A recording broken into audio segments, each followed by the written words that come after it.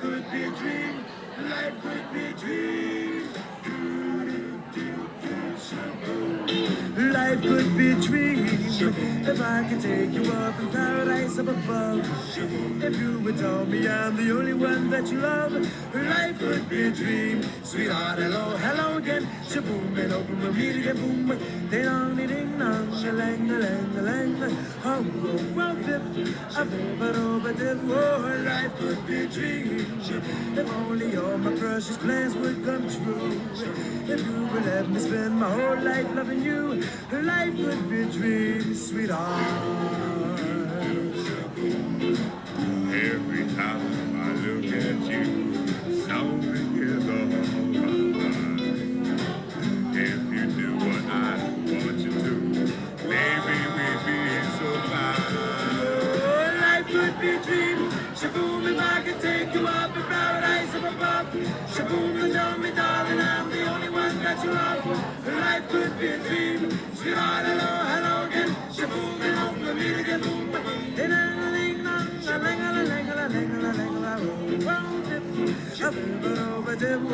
life could be a dream. Life could be a dream, sweetheart.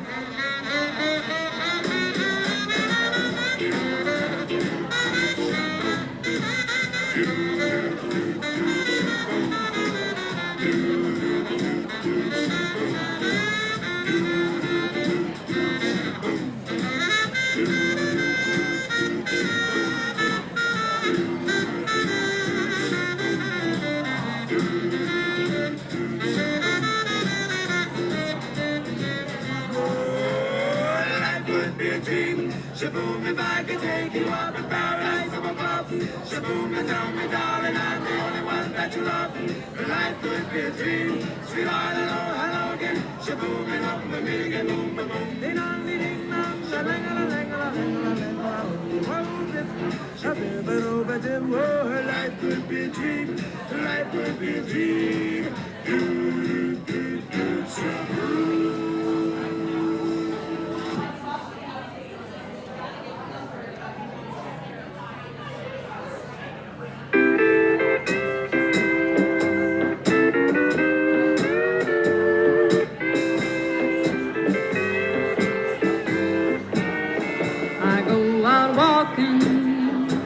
After midnight, out in the moonlight, just like we used to do. I'm always walking after midnight, searching for you.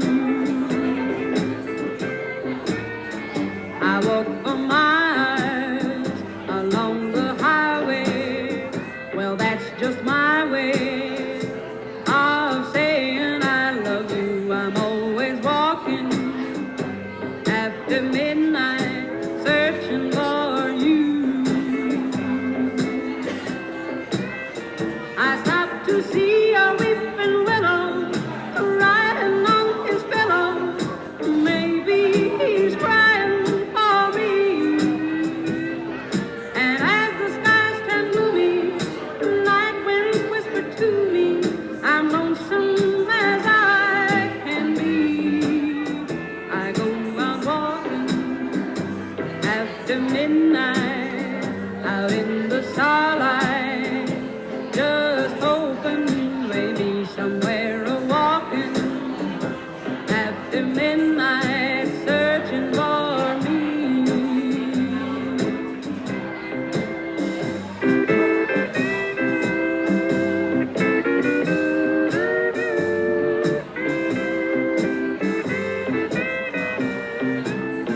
I stopped to see a weeping willow riding on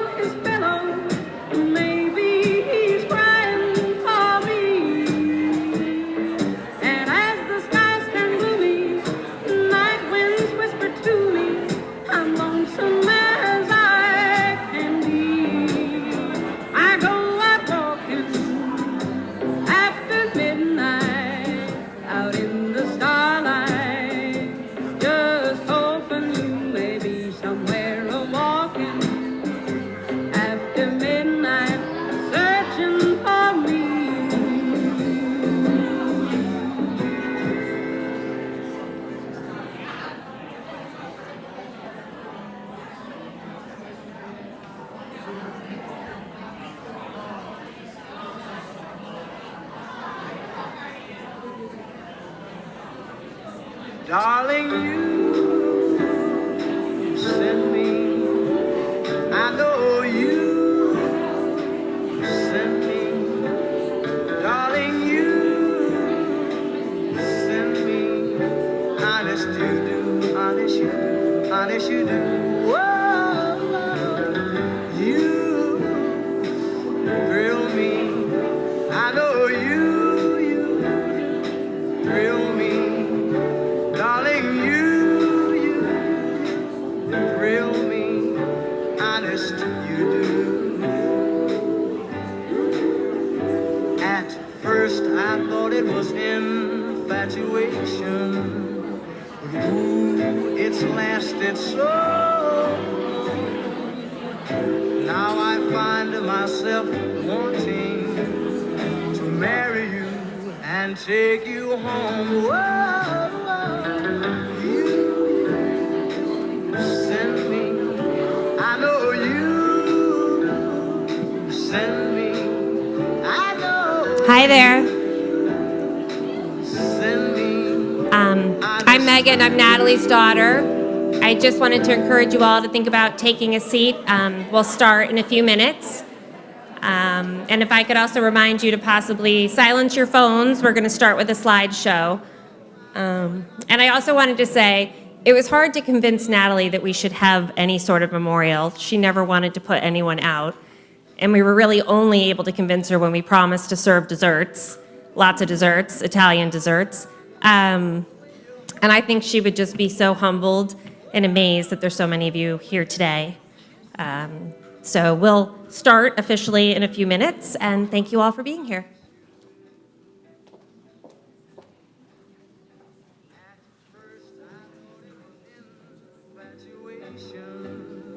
But ooh, it's lasted so long. Now I find myself wanting to marry you and take you home. I know you send me. I know you send me. Send me, honest you do.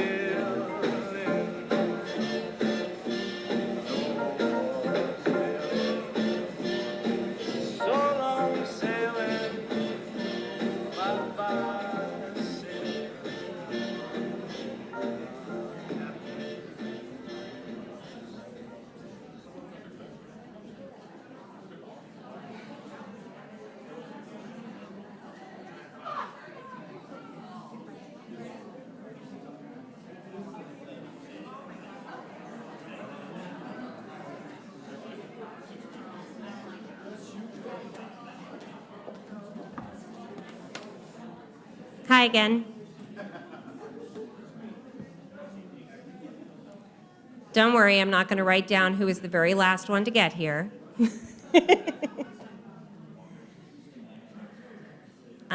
Thank you all again for coming. As I just said, I do think my mom would be very humbled and amazed to see how many of you are here. We're trying to keep it joyous and a celebration, but forgive us in advance if you see a few tears. She really was so loved.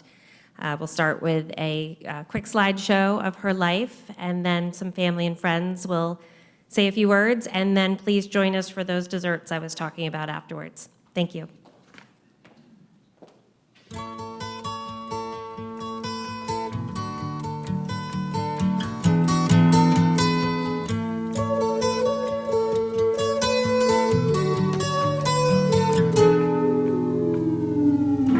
Comes the sun, here comes the sun. I say it's alright. Little darling, it's been a long, cold, lonely winter. Little darling, it feels like years since it's been here. Here comes the sun. Comes the sun, I say it's alright.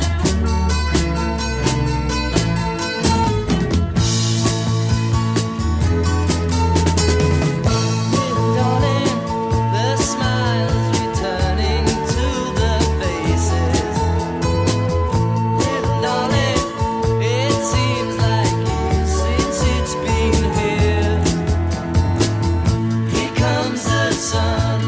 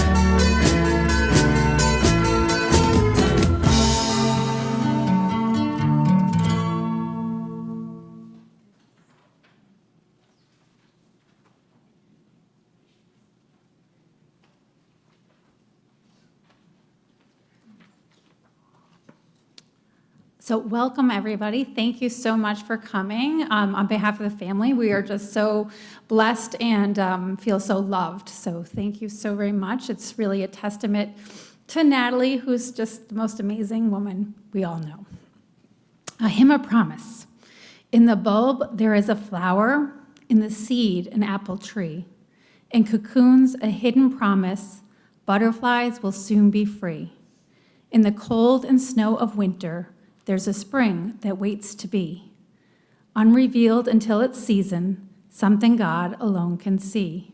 There's a song in every silence, seeking word and melody. There's a dawn in every darkness, bringing hope to you and me. From the past will come the future, what it hold, a mystery. Unrevealed until its season, something God alone can see. In our end is our beginning, in our time, infinity. In our doubt, there is believing. In our life, eternity. In our death, a resurrection. At last, a victory. Unrevealed until its season, something God alone can see. I want to introduce Gail Flannery, a friend of Natalie.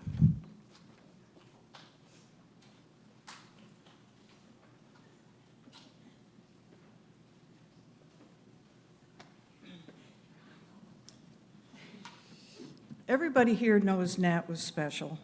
She was my friend, but not just my friend. We had a circle of friends that met at the Ithaca Yacht Club probably 45 years ago. And it was an inclusive circle, but it was tight. We supported each other, we laughed together, cried together, learned from each other, and helped raise our children together. Natalie is special to me because she was a gamer. Now, that's probably a word I made up, but to me, a gamer is somebody that always gives their best with grit and joy, no matter what. And Natalie certainly had her challenges, but man, she was an uber gamer. So what besides eat, drink, and be merry did we do together? I know we hardly ever ate or drank. Well, we raised our kids a lot at the yacht club. We went to junior regattas and had junior roasts and pirate night, downhill sledding parties, and we did things with our families. We sailed, Caribbean trips, but we also had a women's sailing group. We would meet on Wednesday nights. I can't remember if we had an instructor or if we were instructing ourselves, but we were kind of entertainment for men's night, which was on Wednesday. We swamped the boats, we learned, we had fun. We had a dress-up night. I remember people with all sorts of attachments hanging off of them. It was fun, we always had fun. Then skiing. A few of us decided we had to learn to ski because our kids were skiing. Pretty sure Natalie already could ski. I remember her in her yellow ski suit. Maybe her family remembers that. And she was a gamer. She took the group lessons with us, and we would go to Greek Peak, and they would say, okay, next in line. And we found a guy that liked women. And most of them rolled their eyes with the old ladies. We were probably late 30s, you know, but when you're 17, 18, you're old. So we go, no, we want him. And they go, no, this guy's next. No, we want him. So we would get him. And he was nice to us. We had fun. We took our lessons. And that morphed into 10 years of ladies' ski trips. And oh my gosh, did we have a ball. And it was kind of, I think the gals today wouldn't even understand that it was unusual for women to be on a trip all together without their men back in the day. But we went for 10 years. We met Omar Sharif. If it wasn't him, it was his twin. He would take our picture when we got off the ski lift. We just had a great time. Nat was the sweeper. We didn't know this, but you know, Nat was a nurse. There are angels on earth. And so I fell one time, cracked my head, didn't know where I was. I was creeping across the hill at 1 mile an hour. She found me, got the ski patrol. That's just who she was, you know? And so one story on the ski trips. Nat and I did not drink coffee, and everybody else did. 2 cups, 3 cups.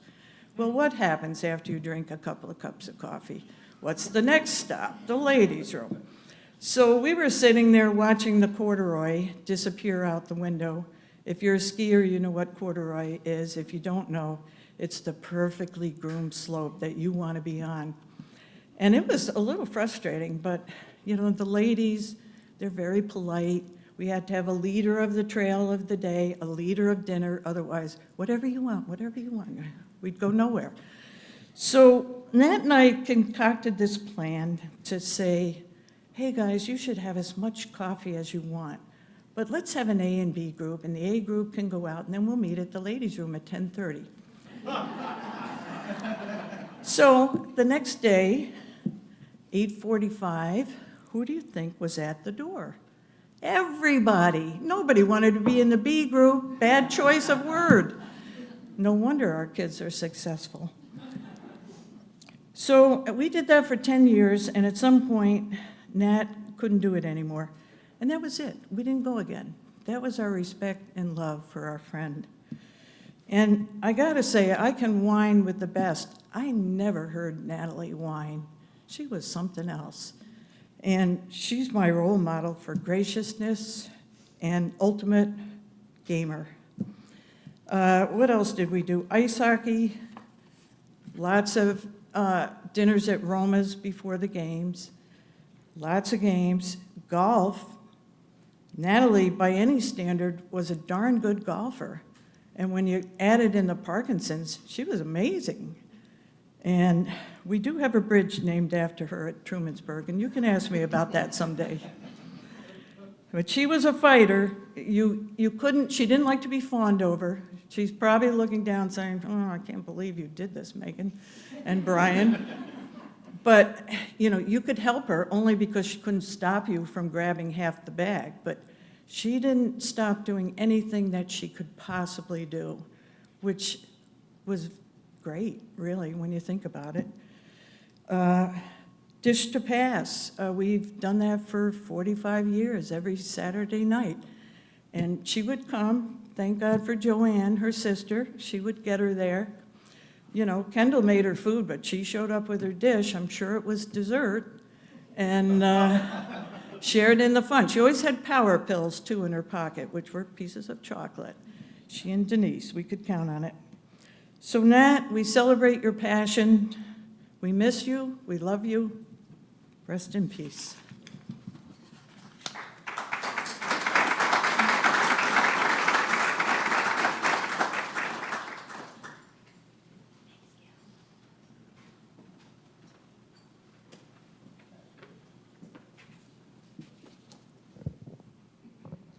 I'm Natalie's grandson, Kevin, and I'm going to read a poem called A Wonderful Grandmother.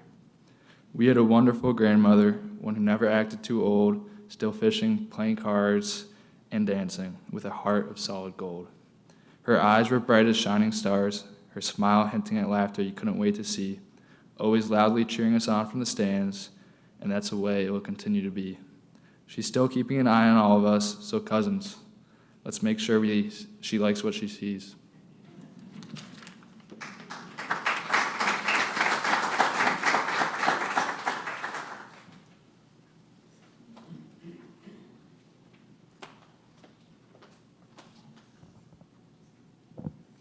Hi everybody, I'm Tally. I'm going to be sharing a few words about my grandma Natalie.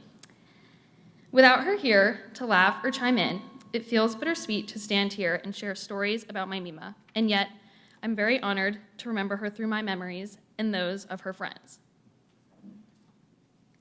When I think of Natalie, I recall many memories from my childhood. She would let us throw our stuffed animals down her laundry chute, spin in her desk chair until we were dizzy, and parade around the house in her beautiful garden hats. She showed me how to make my bed like she had learned in nursing school, and she would always remind me to sit straight in my chair at the dinner table. She let my sisters and me perform hours worth of Taylor Swift concerts and let us split boxes of Girl Scouts cookies with her. She always held our hands on the dock during boat rides with my grandpa Patrick. I remember coming to Cayuga and learning to water ski.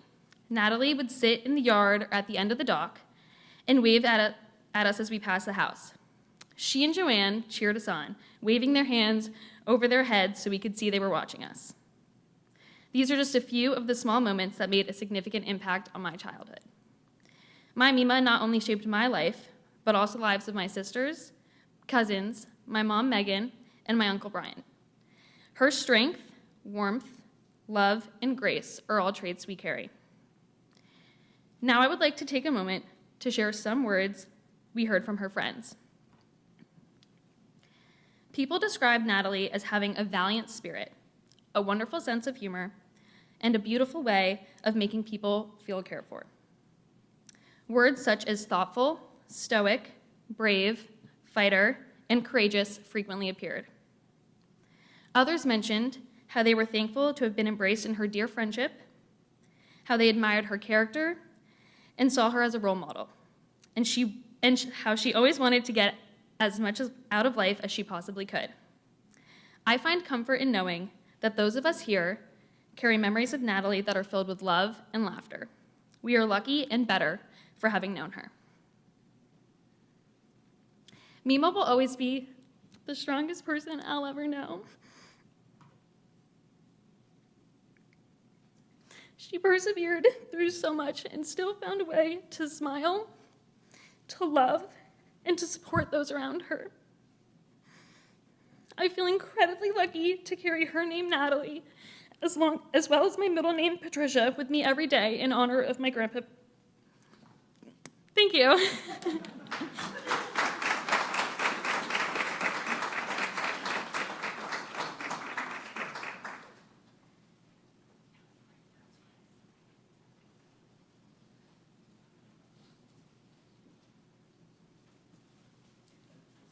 I was doing good till Tally started talking.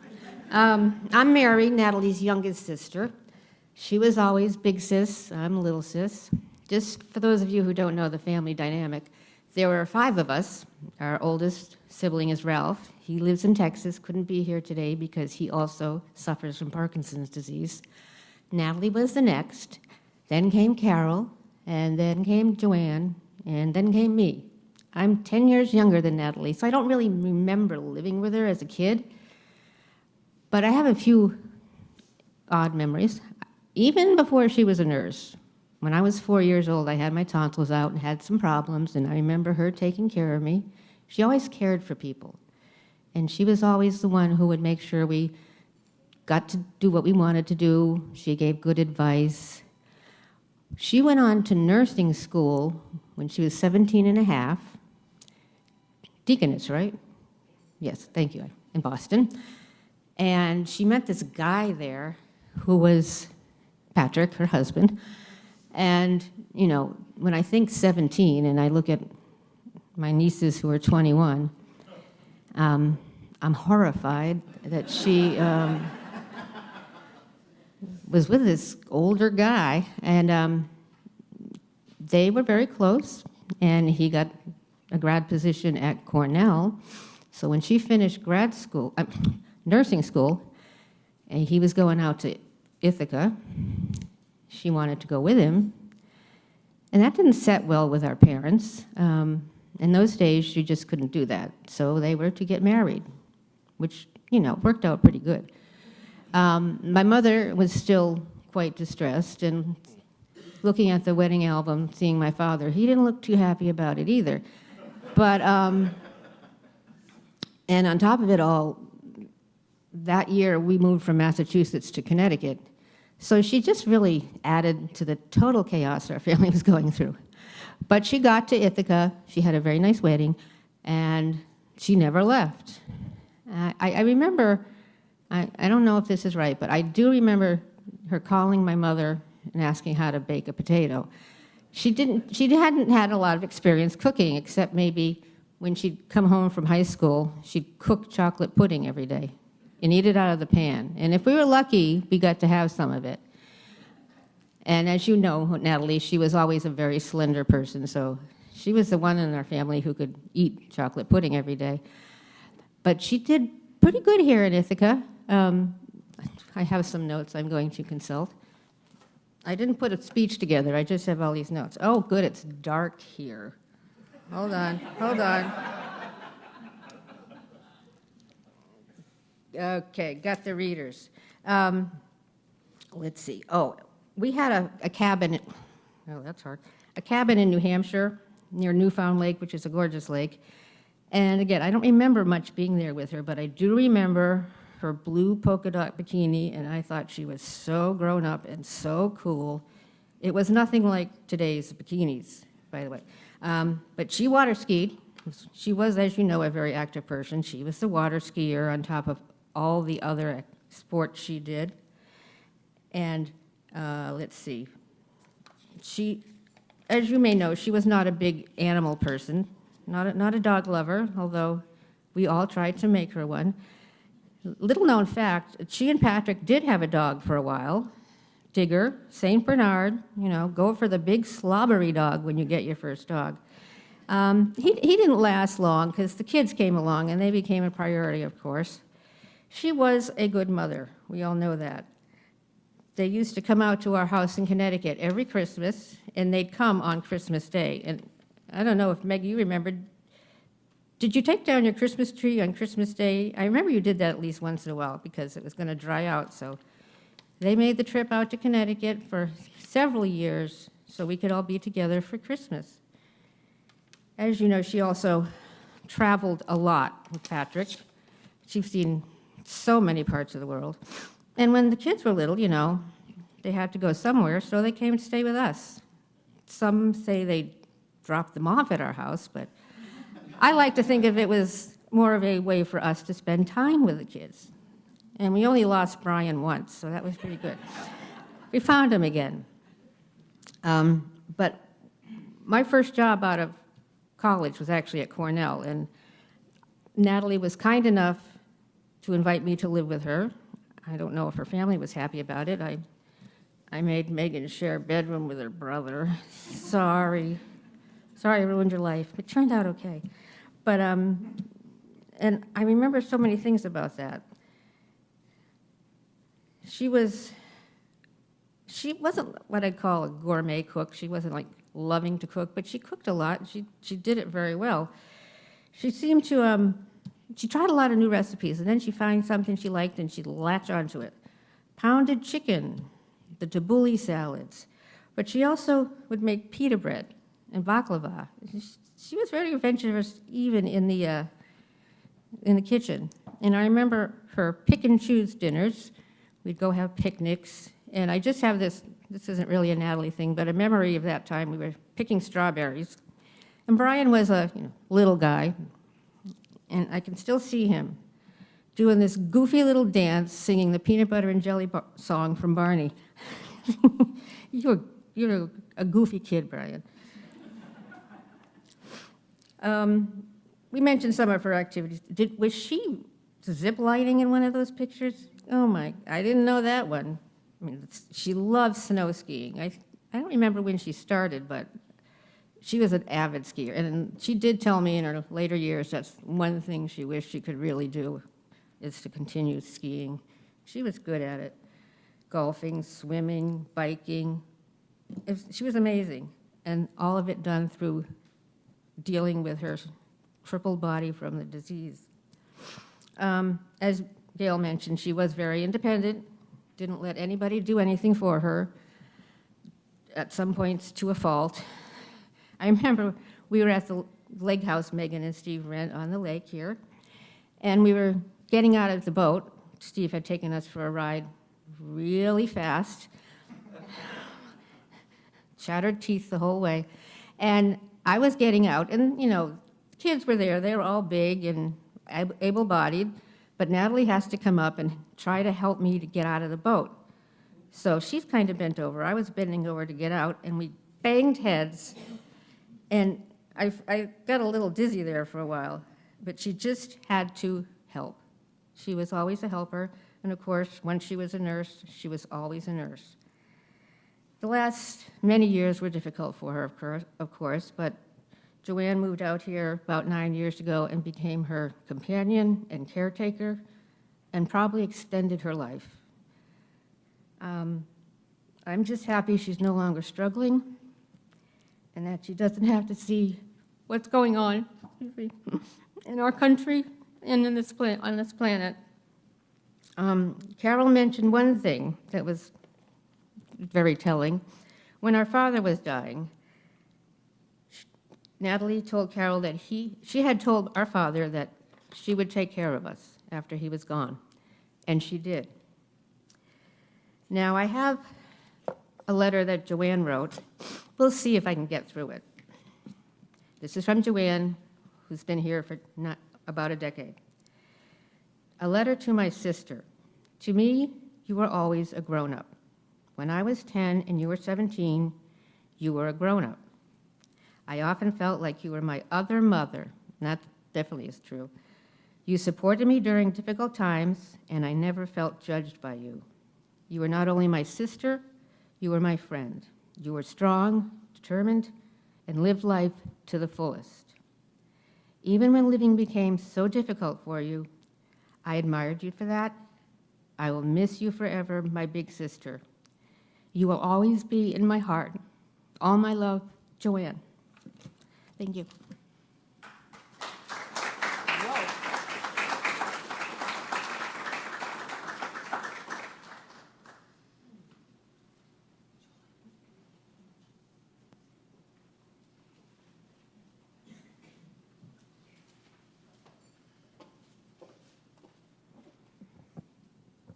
Good afternoon. I'm Natalie's niece, Julie Hicks, daughter of her older brother, Ralph Brescia. This side of the family lives in Texas, and I'm honored to be here to represent my dad, my mom, my brother, and the rest of our family in the Lone Star State. I'm going to read some memories and thoughts that my dad wrote down. These are his words. I don't remember a whole lot about growing up in Walpole, Massachusetts. Natalie was the oldest of my 4 sisters, but she was also 4 years younger than me. Her bedroom was adjacent to mine. We shared a common wall. It was some time while she was in middle school that she started taking trumpet lessons. While I was trying to do my homework, she was blasting notes on her trumpet. This went on for several days. I got so mad that I complained to Mom, and Natalie finally quit practicing while I was studying. I think she gave up on the trumpet shortly thereafter.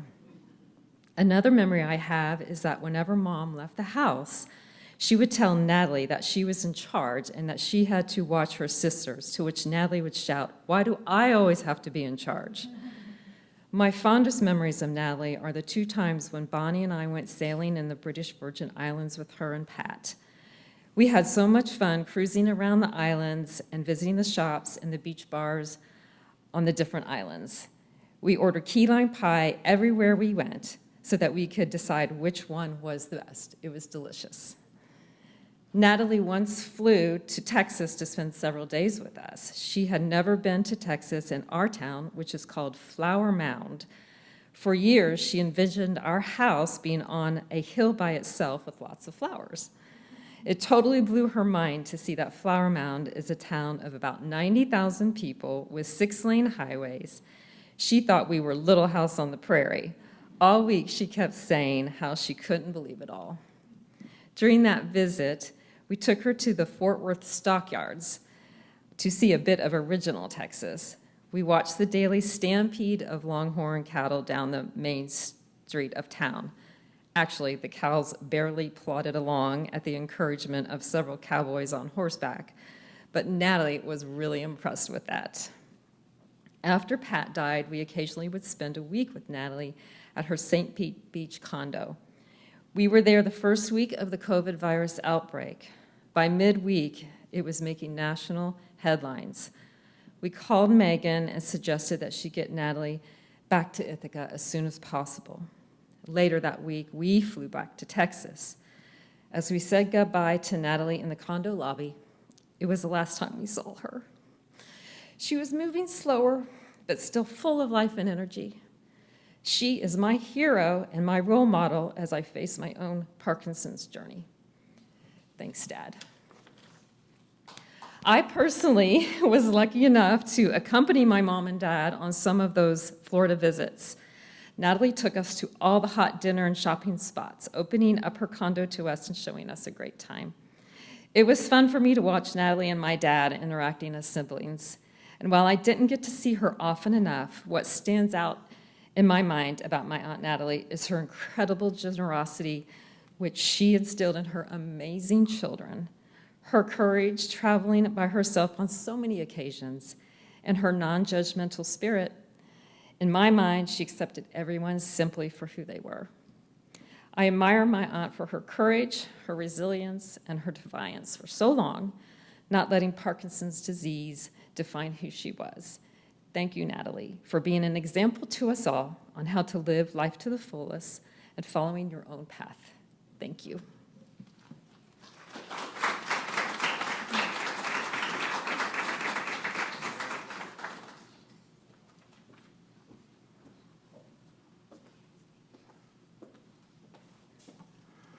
Good afternoon. I'm Natalie's son-in-law, Steve. I am profoundly grateful for Natalie's influence on my wife's life, my children's life, and in my life. Carl Sagan, the astronomer and a popular figure here in Ithaca, spent his career studying the mysteries of the universe, but he also had some thoughts on us down here below. He once said, "We are not who we think we are. We are not who we want to be. We are the sum total of our influence on each other." Natalie saw the good in people, and she touched many people's lives in a positive way. She was a loving wife, mother, grandmother, daughter, sister, friend, nurse, neighbor, and volunteer.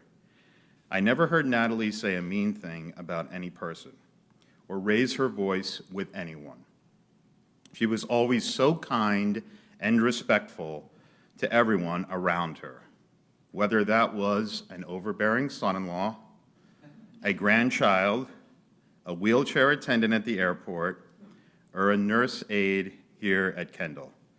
She was very appreciative of her family, friends, medical professionals, and caregivers in her life. Most of all, she loved her family. She was so very generous to all of us over the years. She was giving with her time, watching our kids when Megan and I took trips, and she was discreetly generous with a gift here and there for education or travel. If one of us was dealing with a challenge, she quietly sent them a letter or shared private words of encouragement. She made you feel like no matter what you were facing, she recognized your challenge, she did not judge you for it, but she believed in you, so you should believe in yourself to overcome the obstacle. Each of our children was blessed by her sharing her love, compassion, and private words of encouragement with them. Megan has a lot of her mother in her and carries forward a wonderful maternal instinct. Another Carl Sagan quote that reminds me of Natalie is when he said, "Far better, it seems to me, in our vulnerability, is to look death in the eye and to be grateful every day for the brief but magnificent opportunity that life provides." Natalie, with her own quiet strength, showed us all how to live well.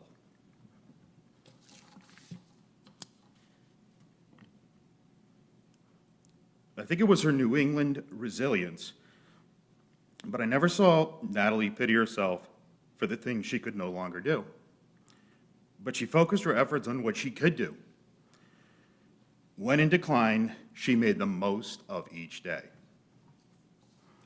Along the way, she demonstrated what it means to be resilient and see the magnificence of each day.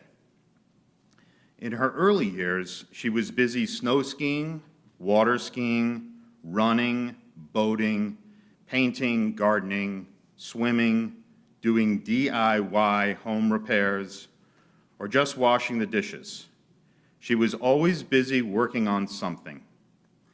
Even as her Parkinson's progressed, she stayed active, learning to swing dance, logging more nautical miles than most mariners, riding her bike, organizing parties like her annual Christmas Eve party, or events here at Kendall, even though she didn't want to be the center of attention. And in her later years, as her movements became more challenging, she never sat still, rearranging her Kendall furniture in her various rooms, painting artwork, going for short walks, and socializing with friends. So as we gather here today to celebrate a life well lived, I would like to encourage us to carry with us those life lessons that Natalie taught us. First, influence others in a positive way. Show them respect and appreciate them for being in your life. Second, regardless of your personal struggles, if someone is suffering, lend them a hand. Encourage them to face their challenges with confidence and help them find their inner strength. Third, don't focus on what you can't do, but rejoice in what you can do. Face your challenges with grace and a positive mindset. Fourth, Seize the most out of every day. There is no telling what tomorrow brings. Enjoy the magnificent opportunities that each day presents. Fifth, live so that in the end, your friends and family will reflect on your life and appreciate that you left this world a better place by inspiring them with your actions. And if you need a pick-me-up, find a Nutty Bar or a Ho-Ho chocolate and think of our dear Natalie.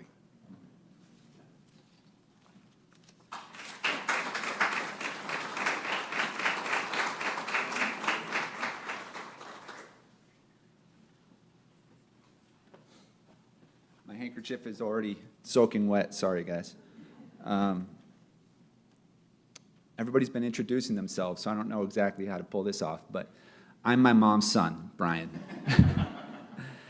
I was originally going to start off with a bulleted list and just try to speak from the heart like several people have already done, but I guarantee I'm going to lose it at least partway through this, and my wife Erin is going to have to take over, so I wrote down sort of a script. Before I go any further, though, we're all sharing our own stories. I'd like everybody else to take a moment, we'll call it a moment of silence, but take a moment to think of your own memories of my mom, whether it's a prayer or just a personal thought.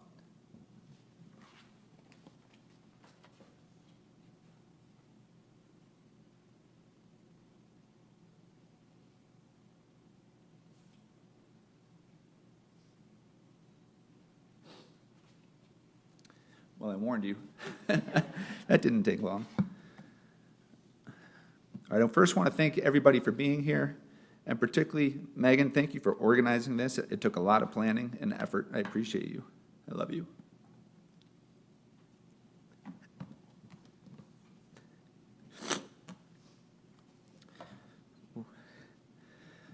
My mom embodied 4 incredible traits.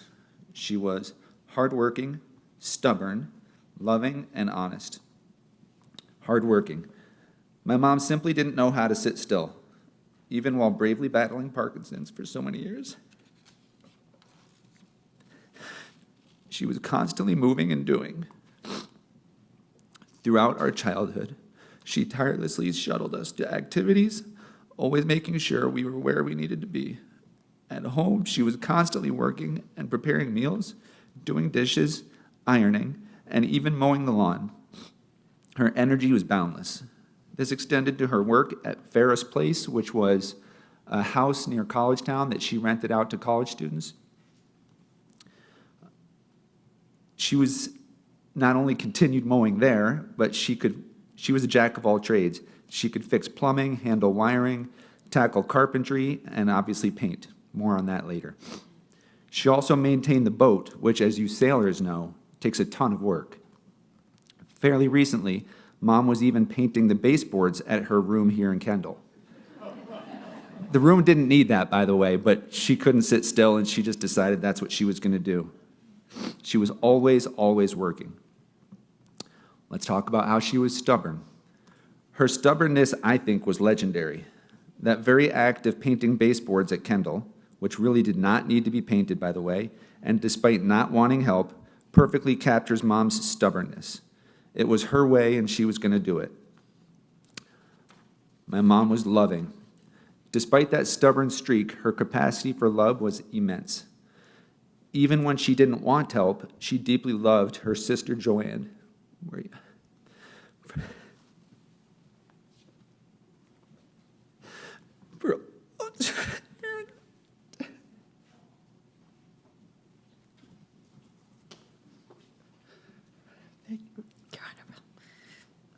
Even when she didn't want help, she deeply loved her sister Joanne for always being there and helping anyway. Mom put up with my dad through the thick and thin, especially when sailing, and especially when racing. As you sailors who ever sail with him know, my dad could get a little intense when sailing. It certainly took a lot of love when, after Dad's motorcycle accident, she nursed him back to health, and as many of you know, promptly sold his bike. She, of course, also poured endless love and effort into everything she did for Megan and Brian as we grew up. My mom truly embraced my wife, Erin. I never forget first telling my mom that I was going to propose to Erin when we lived in New York City. It's like contagious. She literally started skipping down the sidewalk with pure joy. Then, with characteristic thoughtfulness, she asked if I'd use her own diamond for the engagement ring. She also genuinely loved Erin's family, happily celebrating holidays as one big blended family, never once showing jealousy about sharing us. Honest. Finally, my mom was unapologetically honest. She always told my dad how it was when sailing, particularly during races. If the boat was tilted, heeled over for you sailors out there, she let him know loudly and with displeasure. Mom could be direct, even with me. I remember one time she looked at me and said, "You know you could get those filed down." Confused, I asked what she meant. "Your teeth," she replied. "They look like fangs." That was Mom, unfiltered and straight to the point. While we don't need to dive into specifics, Mom was very clear about where she stood on things like politics and religion. I can say my mom wasn't the most religious person, which is why we aren't having a traditional funeral mass. However, I truly believe that she is now with my dad in heaven, walking, dancing, sailing, and skiing, and probably wondering why on earth her son is talking about heaven. Thank you all for being here today. Love you, Mom. And now my sister, Megan.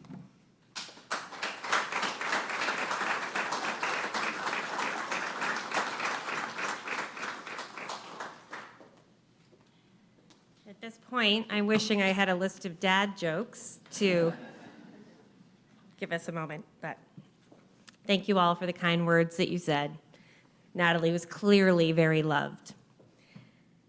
And I went last so that I could edit out the things I might say that were already said, but forgive me if I repeat. It was always so easy to be Natalie's child. She was the perfect mix of comforting and encouraging, involved yet not overbearing, proudly practical, but also always sprinkling a little magic on things. Our childhood years were full of fun with our mom. Arts and crafts and time in her garden, outings to the apple orchard, and then carving faces into the apples, which would then dry into shriveled witch heads, homemade Halloween costumes, gingerbread houses, the playground at Stewart Park, the sounds of her loom or the sewing machine, because as you've already heard, she never sat still. Natalie often joined us on our treks around our yard looking for gnomes and would grab a shovel to help us build the biggest snow forts. Our parents took us out in their canoe and cross-country skiing and all around the walking trails in Ithaca. We spent many summers at the yacht club with the evening picnics and late-night swimming. Natalie truly gave Brian and me a charmed childhood full of cozy winters and summers running through the sprinklers. Natalie was industrious and handy, as we've heard. She was the doer in our house. I think our dad sat at his desk all the time. She mowed the lawn and tended the garden, hung the wallpaper, painted, put the screens in. Her favorite gifts to give, truly, were the toolkits she gave her children and grandchildren when they graduated high school. We've heard how kind she was, and you all know that, but she did have that stubborn streak. Our dad loved lemon meringue pie, and after a few attempts where the meringue just wasn't high enough, and he had said that, she politely and quietly looked at him and said, "Pat, I am no longer making that pie for you." And she didn't for 30 years.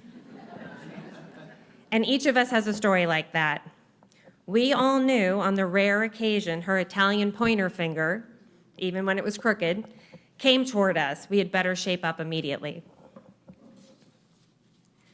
Natalie was tough. She didn't like her head to get wet swimming, and yet she water skied, swam across Cayuga Lake with all the yacht club kids, and lived on a sailboat for many, many summers. She also had a fear of heights, but looking through old photos, you'll see her on the Eiffel Tower, near the cliffs in Ireland, and hanging on a zip line. And we've all seen how tough she was as her health declined. When it literally knocked her down, she got up and went about her day with little fanfare. Natalie rarely gossiped or judged people, a beautiful trait. But she also had some pretty good one-liners that always summarized the situation. She saw all the good in her family and friends, and when she saw the inevitable flaws, she wasn't one to point them out. She was friendly, gracious, and fun. She had a glass-half-full attitude and truly enjoyed her days. Natalie was simply likable and lovable. She was grateful for, and honestly quite amazed by, the wonderful life she lived. She never let her health diagnosis define her. Instead, she continued to defy that diagnosis for decades. I was fortunate to be with her in her final moments. I was, of course, sad, but I must share that a part of me really wanted to throw my hands up in victory and shoot off a confetti gun to celebrate the most incredible marathon of life she had just beautifully and heroically completed after 78 years. We are immensely proud of her for who she was and the spirit she showed during her health journey. I really want to thank all the lifelong Ithaca friends who continued to be in touch and come up and visit her here at Kendall. And thank you to the Kendall neighbors who make up a truly supportive and enriching community. And thank you to the health center staff, social work, physical therapy, nursing. You all were her friends as well as her care team. And of course, I also want to thank my Aunt Joanne, who was really Natalie's greatest caretaker and advocate. We are so grateful. And I really especially want to thank Natalie's 5 grandchildren. You all brought her so much joy. From attending all the games, graduations, school plays, art shows, and music performances she was able to the visits to stay with each of you, to the casual time baking and playing cards, to her delight in these recent months of seeing photos from study abroad weekends, some very crazy photos, and FaceTiming with funny stories. You 5 kept her life as full and vibrant as it always was. Natalie especially enjoyed watching her granddaughter Lindsay sing, which she will bravely do today. Thank you all for being here, and after Lindsay sings, please join us for some snacks and chocolate dessert. Thank you.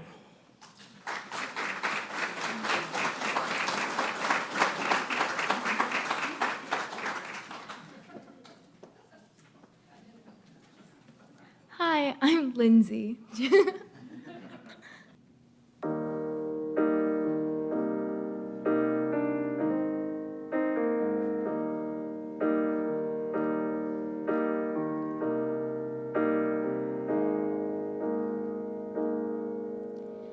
When it rains, it pours, but you didn't even notice. And it rains.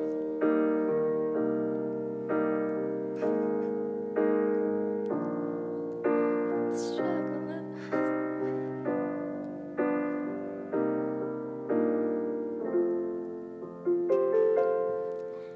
well, the sky is finally open.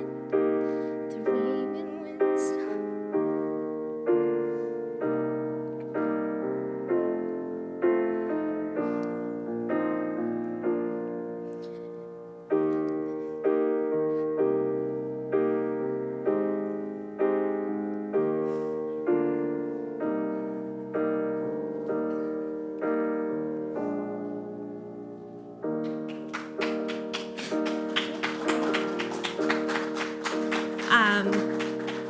It's a beautiful song if you want to listen to it in the radio. It's Casey Musgrave's Rainbow. And we so appreciate Lindsay giving that a try today. And please join us for some dessert.